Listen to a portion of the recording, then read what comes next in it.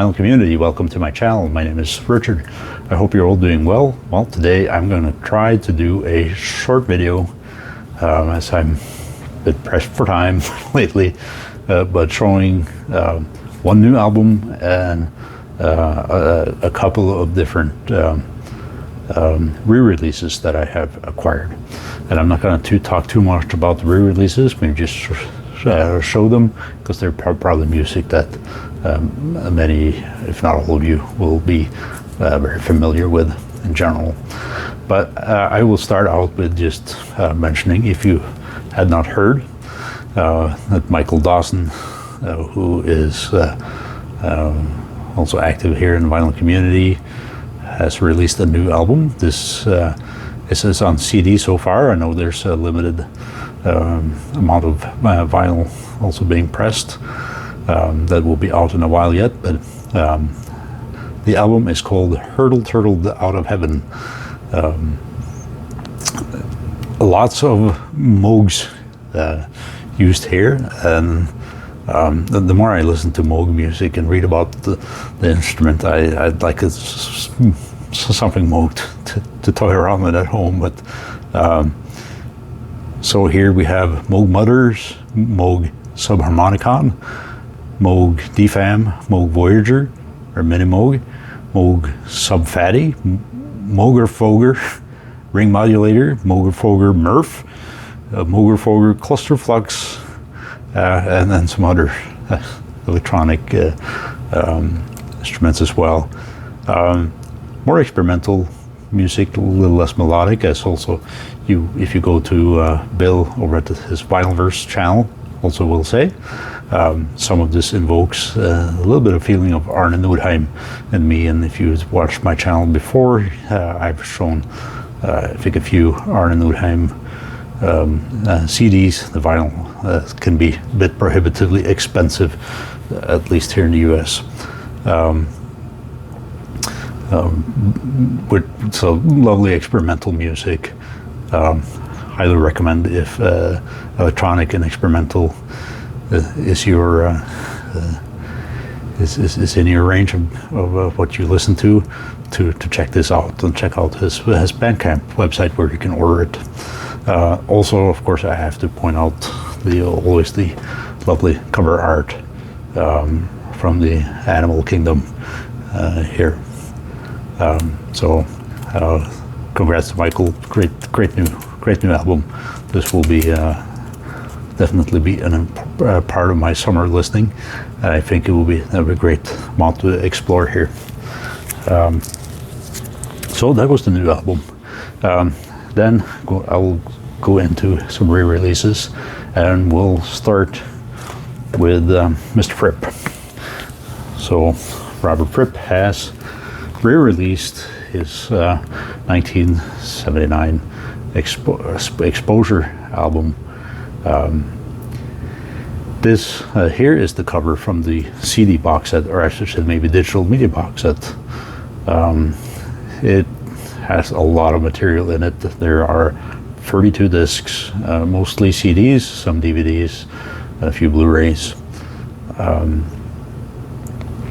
Now the album itself, if you're not familiar, certainly has you can hear that there's some kind of some people involved in this album that also has been involved in King Crimson music, but there's also a lot different on here.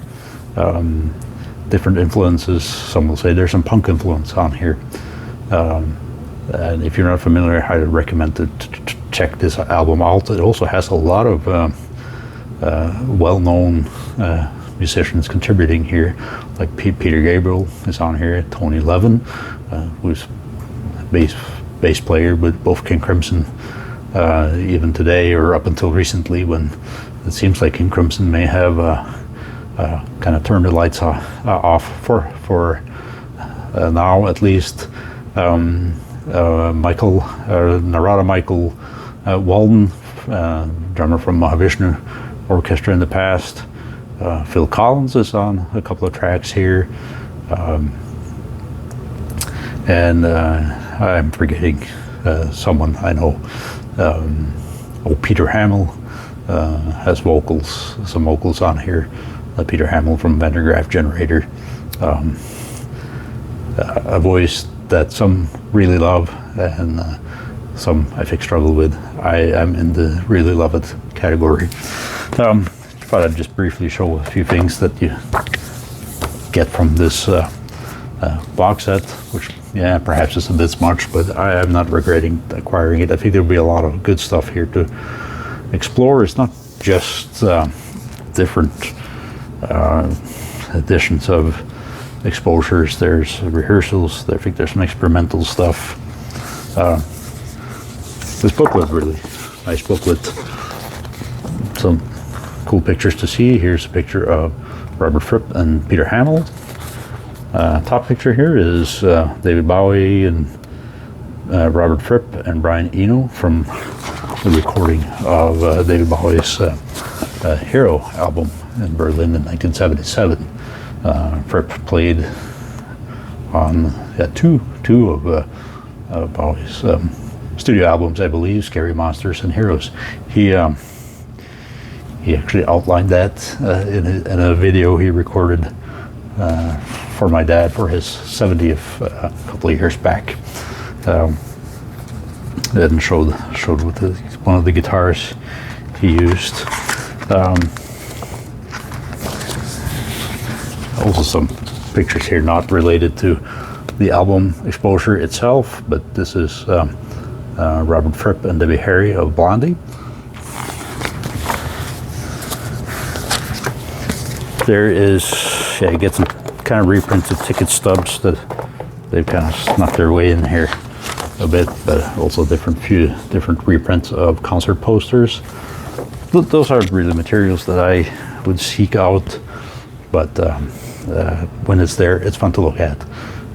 I do really like the booklet though, and also get a manila folder here. And one of the things in this manila folder that intrigued me that I will have to study a bit more on is a write-up on the Frippetronics technology. Frippetronics is something that Robert Fripp invented and used in his music. So that kind of appeals to both the music lover in me as well as perhaps the electronics engineer in me, which the electronics engineer in me is, at least from a professional perspective, well in my past. But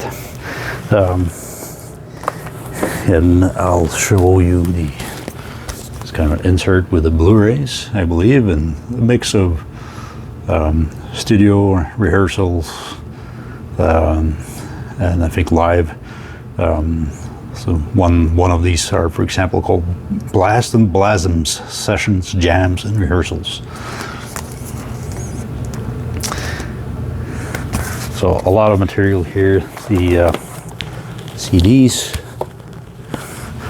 come in a tray like this. You can see it spells out exposure here. There are several kind of digi pack folded here, some with 2, some with 3 CDs in them. Some of the material has been remastered by Steven Wilson, who has been remastered some of King Crimson's music, Gentle Giant's music, as well as Jethro Tull's Aqualung somewhat recently. And of course, he also has his own solo career as well as Porcupine Tree career.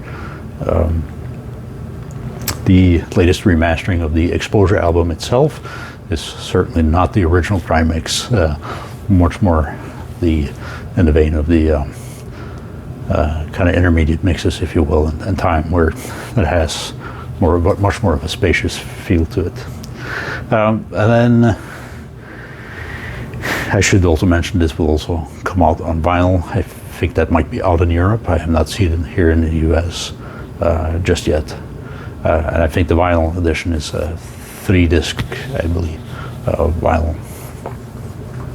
If you're not into Robert Fripp, maybe one thing I should mention, I know Steve Carlson, who I assume many of you will know from the vinyl community, does have an affinity for Burn Me Up a Cigarette tune, which is not a King Crimson-esque tune, if you will. So that may be something that folks would appreciate from this album, even if you're not into the more prog rock scene. Then, kind of ending this video for now with showing re-releases of 4 Graaf Generator albums on vinyl. These are very recent re-releases. All albums that were originally released on the Charisma label. I'm not showing these in order, but H to the He, Who Am the Only One, or Hydrogen to Helium, Who Am the Only One. And The Least We Can Do Is Wave to Each Other. I recently, or not too long ago, also showed this, but reissued on the label For Men with a Beard. And that was the only one I was able to find of those re-releases, so I opted to get the Charisma re-release as well. The album God Bluff. And finally, Pawn Hearts. All great music, all I think should be in any progressive rock collection. I think particularly maybe the 2 later ones, so God Bluff and H to the He, could belong in those that occasionally like progressive rock music as well. The first 2 albums may be hard to digest for the not so progressive rock minded folks, but great music.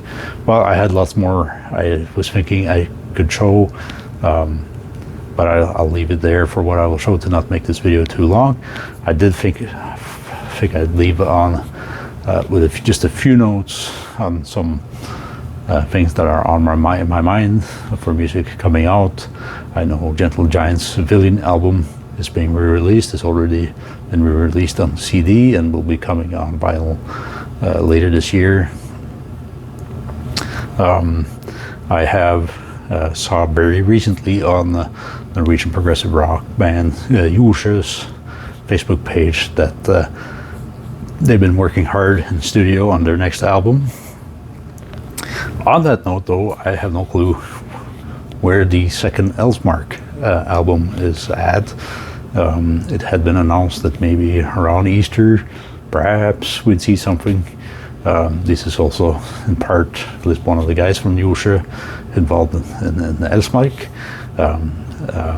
No news as of late, so I hope that's still coming out soon. That will be an instant acquire for me, so certainly. So I think in my next video I may need to show the Wobbler re-release,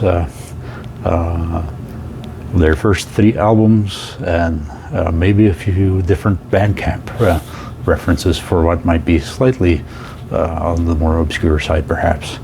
That needs to be shown. Thanks for checking out my video. I hope you're all well. Take care.